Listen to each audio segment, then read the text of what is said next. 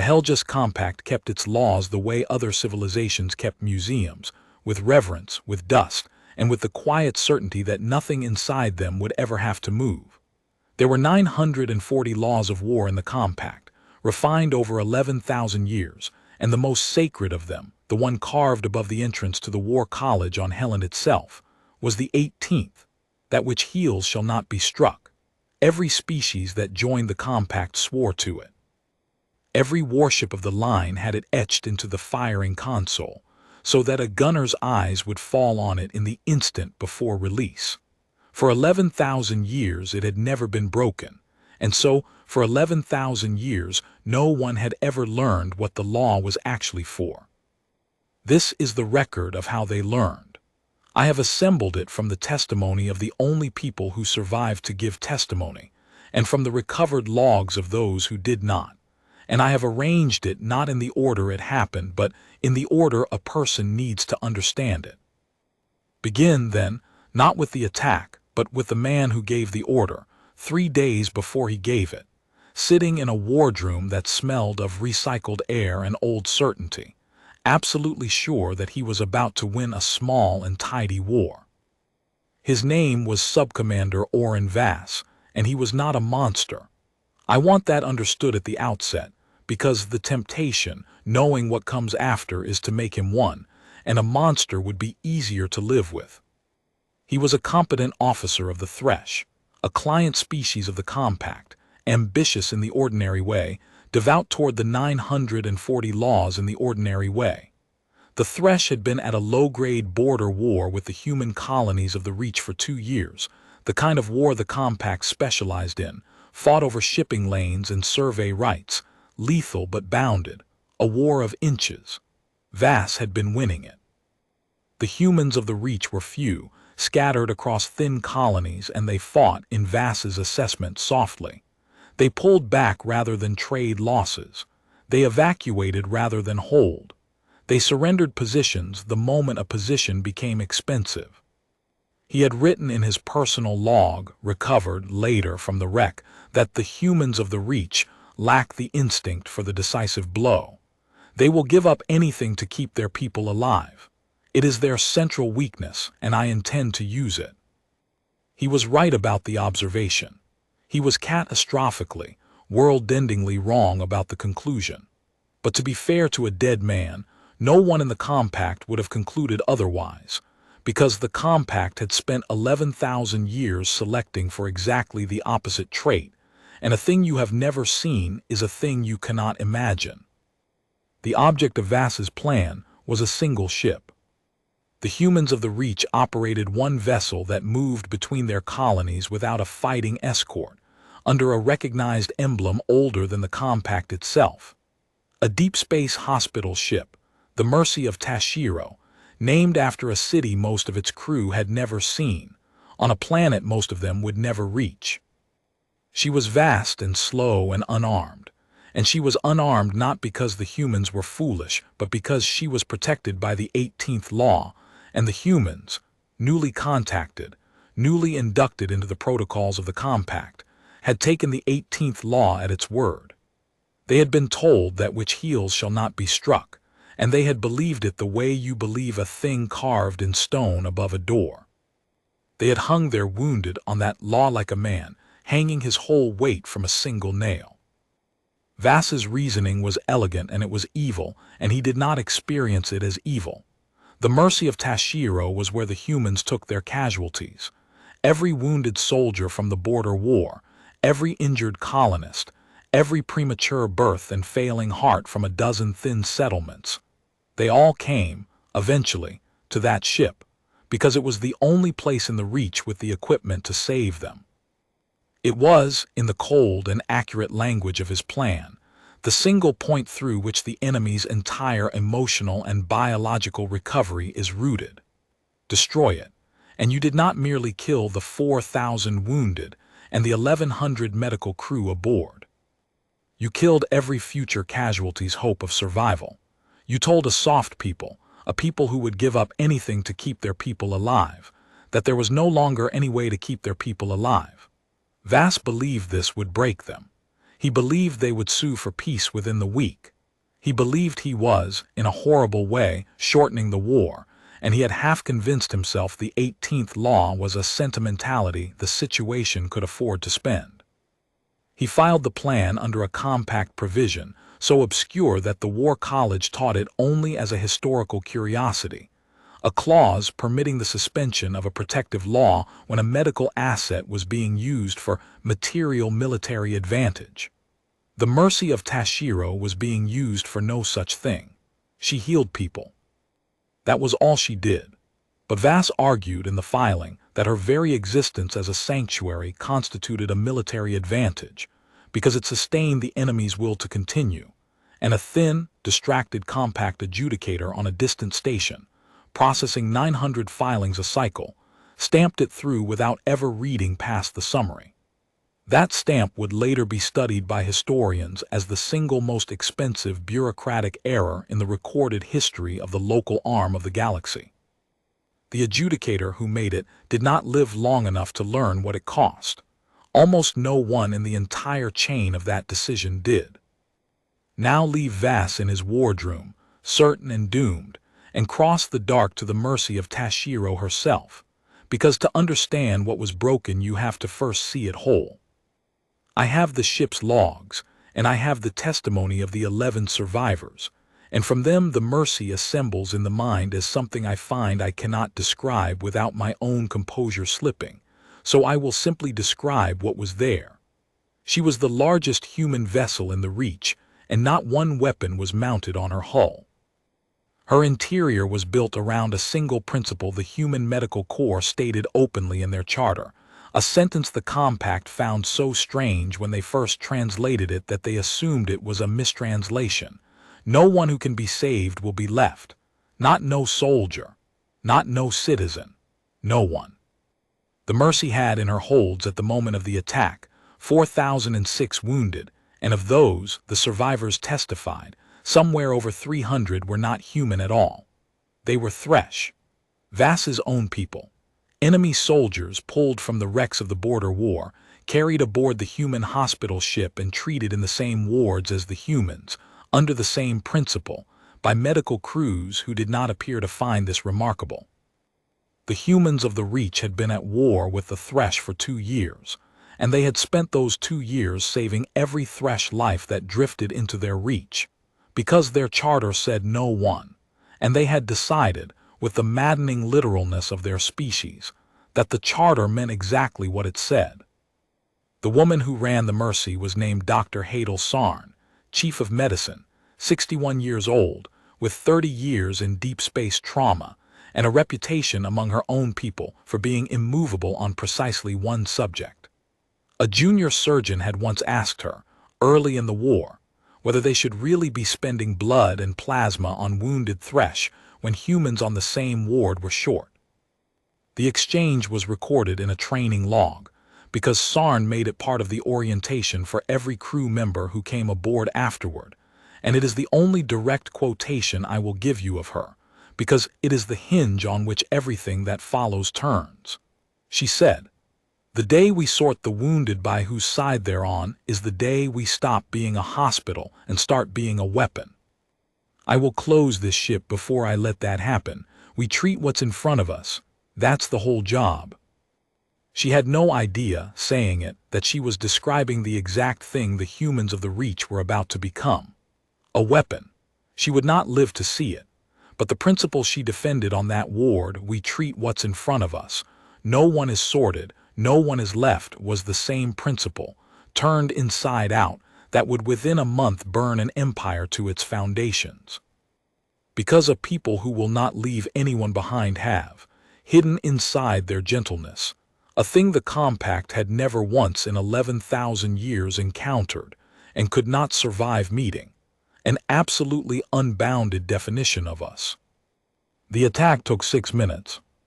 I am not going to dwell on it, partly out of respect, and partly because the survivors could not, and their testimony of those 6 minutes is the one place the record goes thin and broken, full of silences the transcribers marked but could not fill. Vass brought 3 warships of the line out of the dark on a vector the Mercy had no reason to watch, because she was a hospital ship in a war governed by the 18th law, and watching for an attack was a thing she had been told, by 11,000 years of carved stone, that she would never need to do. Her emblem was lit. Her transponder was broadcasting the medical signature in every compact frequency. Dr. Sarn, the logs show, opened a channel the instant the warships lit their targeting systems, and her last transmission was not a plea for her own life. It was a recitation. She read the 18th law back to them, that which heals shall not be struck, and then, when the firing solutions did not waver, she began to read something else. She began to read the manifest, not the human names, the Thresh names. The 300 Thresh wounded in her holds, soldiers of Vass's own compact, by name and unit and homeworld, into the open channel, so that the gunners about to fire would know exactly whose sons they were killing along with the enemies. The recordings show Vass hesitated 8 seconds. 8 seconds in which a man stood at the edge of the worst decision in the history of his species, and very nearly did not make it. Then he gave the order anyway, because he had filed the paperwork, because the stamp had come back approved, because he had told himself a story in which this was the merciful path, and the law was a sentiment he could afford to spend, and because 8 seconds is not enough time to unlearn 11,000 years. The Mercy of Tashiro came apart. 4,006 wounded. 1,100 medical crew. 300 Thresh killed by their own compact, their names still scrolling through the open channel as the ship died around them. 11 survivors, blown clear in a single shielded module that the human engineers, with their maddening foresight, had built to detach. 11 out of 5,498. Vass logged it as a success. He wrote that the enemy's recovery capacity was eliminated and that he anticipated a request for terms within 10 days. He was correct that he would hear from the humans of the Reach within 10 days. He was incorrect about what they would say. Here the structure of what I am telling you has to change, because the story stops being about a man and starts being about a species, and a species does not have a wardroom or a face. So I will tell the next part the way it actually unfolded, not from any single vantage, but as a pattern that appeared all at once, across 40 colonies and 100 ships, the way frost appears across a whole window in a single breath. The humans of the Reach did not send a request for terms. They did not at first send anything at all, and the silence frightened the Compact's analysts more than a threat would have, because the Compact understood threats. A threat is a negotiation. A threat is a species saying, here is what I will do if you do not stop, which means the species can still imagine stopping. The Reach said nothing for 4 days, and in those 4 days the analysts who were paying attention, there were only a few and they were not believed, noticed that the human colonies had stopped doing all the things that a civilization does when it intends to keep living. They stopped trading. They stopped maintaining the long-term infrastructure of ordinary life.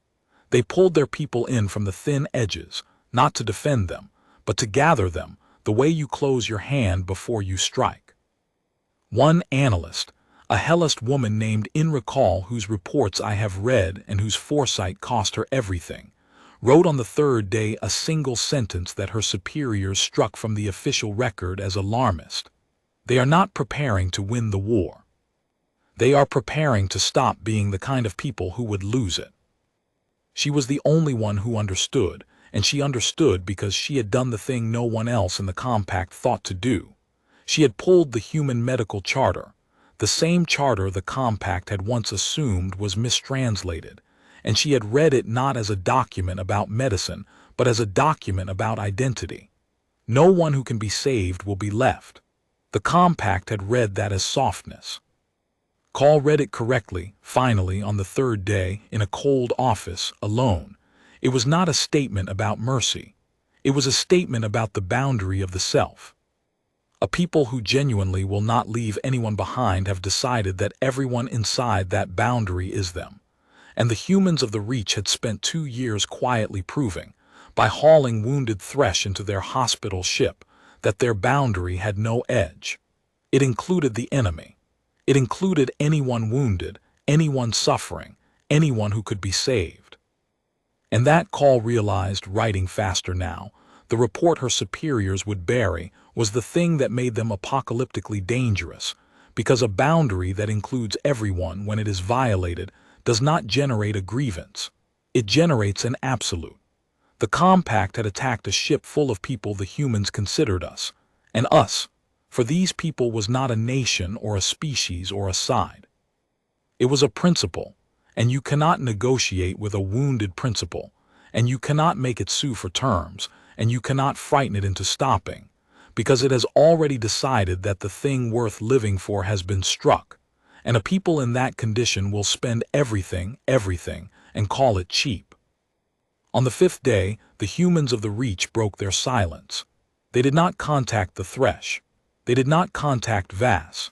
They transmitted on every Compact frequency at once, in the formal high diction of the Compact's own legal tradition, a single document, and the document was not a declaration of war, because the humans did not consider what came next a war.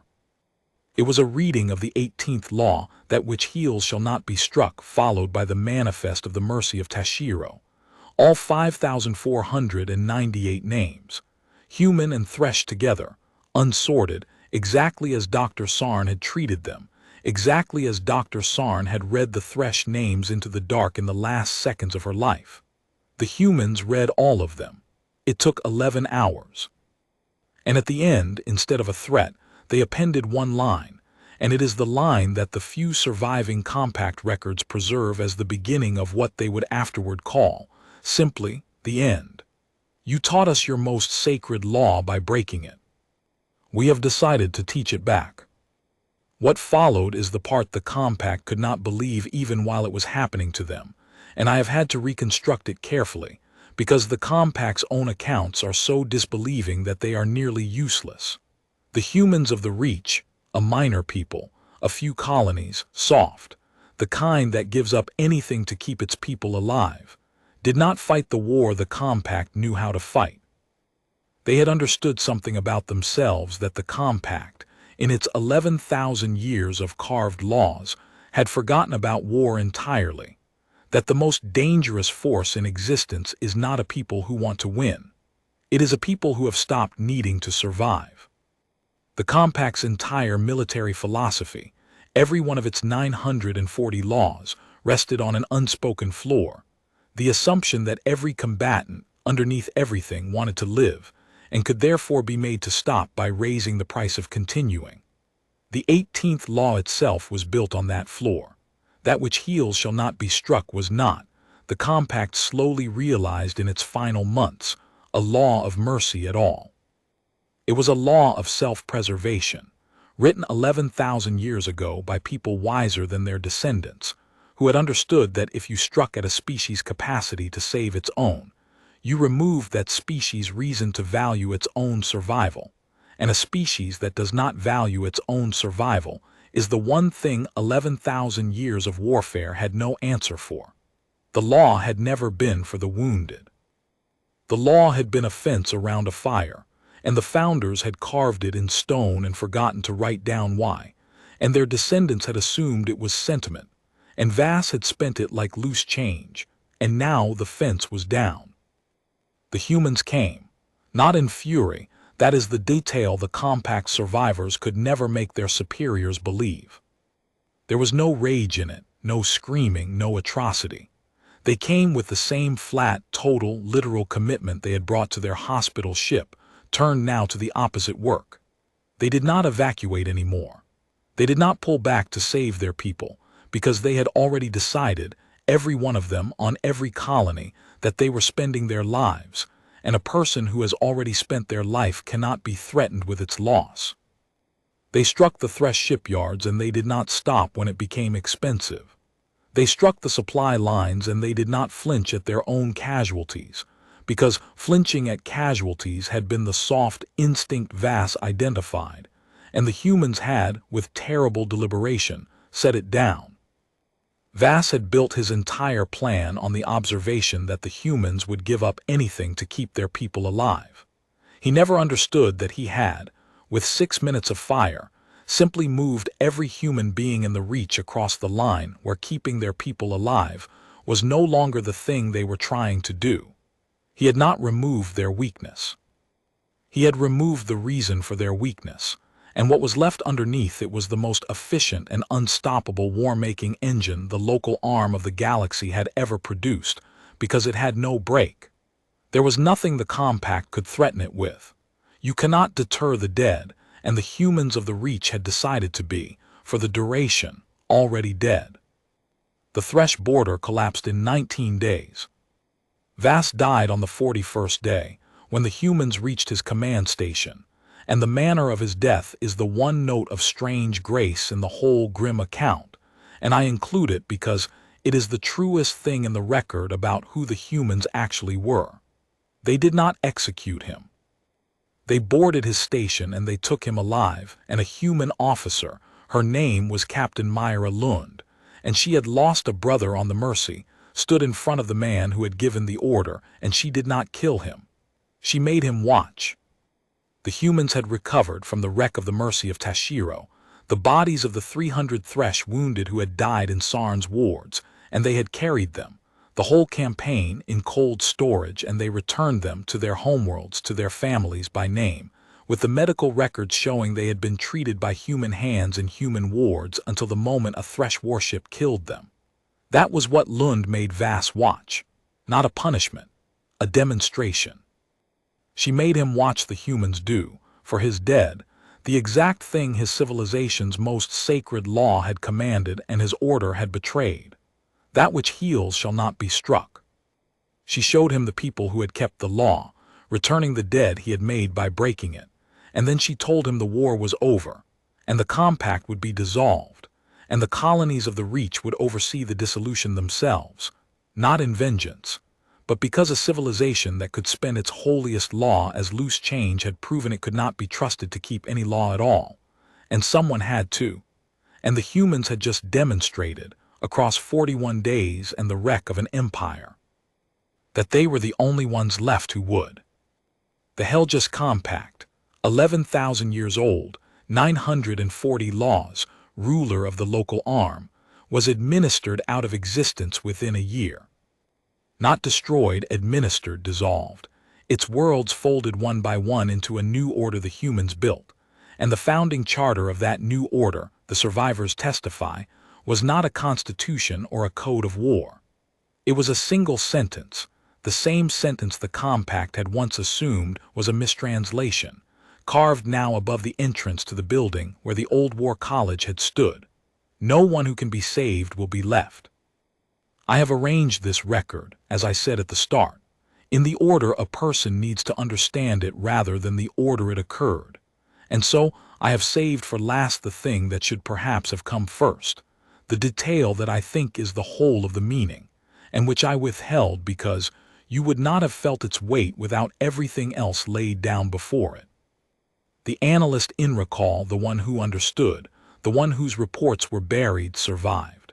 She survived because, on the 7th day before the buildings began to fall, she transmitted her own buried reports directly to the humans of the Reach, every word her superiors had struck, and she appended to them a request, not for mercy, not for asylum, but to be allowed to help. And the humans, who did not sort the wounded by whose side they were on, who did not leave anyone who could be saved, who had been taught their most sacred law by the enemy who broke it. The humans read her reports, and they understood that here was a member of the Compact who had seen what her own people had done and had refused to look away from it, and they did the only thing their charter permitted them to do. They counted her as one of theirs. She is the source of much of this record. She lived a long time, in the new order the humans built, in the place where the war college used to stand, and she told this story until she could no longer speak. And the last thing she would say to anyone who asked her how an empire of 11,000 years could fall to a handful of soft colonists in 41 days was always the same, and I will end with it, because she earned the ending. They were never soft, We only thought so because we never once saw them angry. We mistook the size of their mercy for the limit of their strength. The truth was the other way around. Their mercy had no limit, and so neither did anything else. The law said that which heals shall not be struck. We thought it protected the weak. It was protecting us from them. That is the record. Make of it what the founders could not, a reason written down at last beside the law.